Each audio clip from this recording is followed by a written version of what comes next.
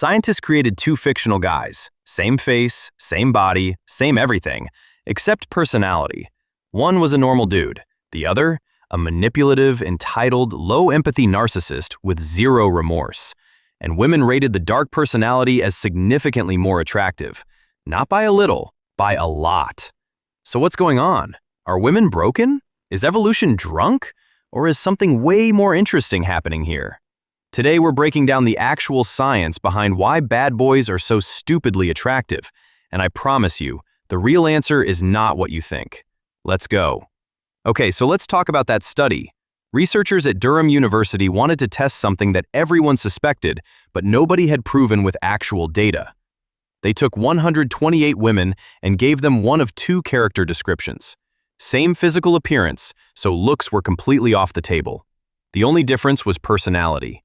Character A was fine, normal guy, likes hanging out with friends, does regular stuff.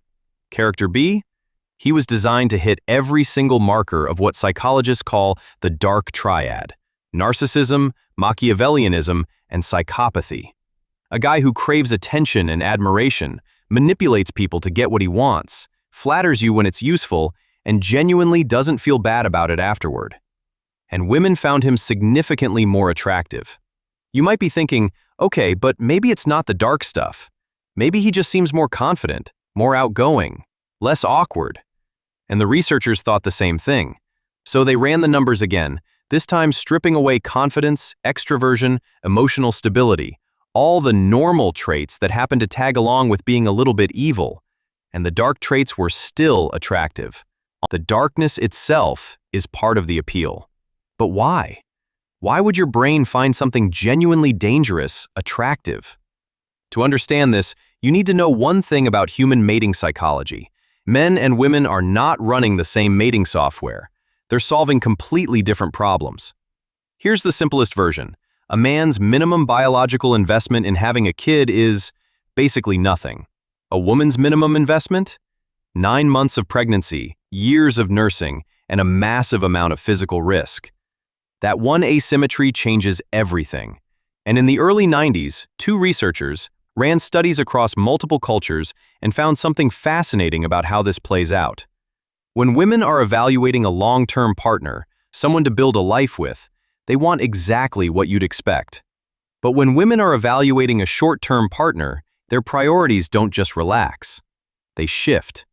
They start caring way more about physical dominance, social confidence, boldness, and signs that this man is high status among other men.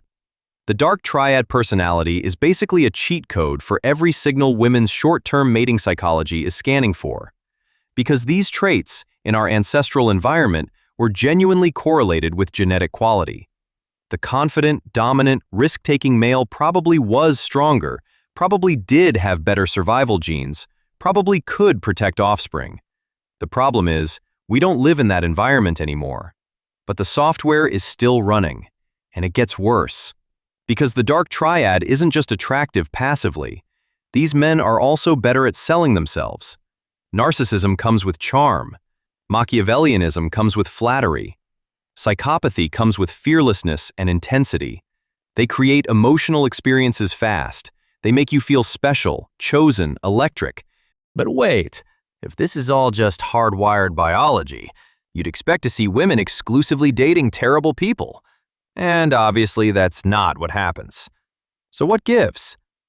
Attraction is just the opening move. Because remember what the research actually showed. These preferences are strongest in short-term mating contexts.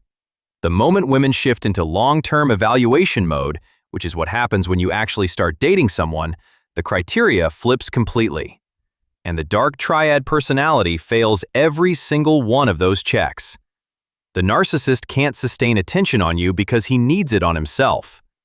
The Machiavellian can't stop strategizing long enough to be genuine. And the psychopath literally cannot provide the emotional safety that long-term bonding requires. So what you get is a very predictable pattern: intense initial attraction, a fast, exciting start, and then a crash. This is why the bad boy has an expiration date.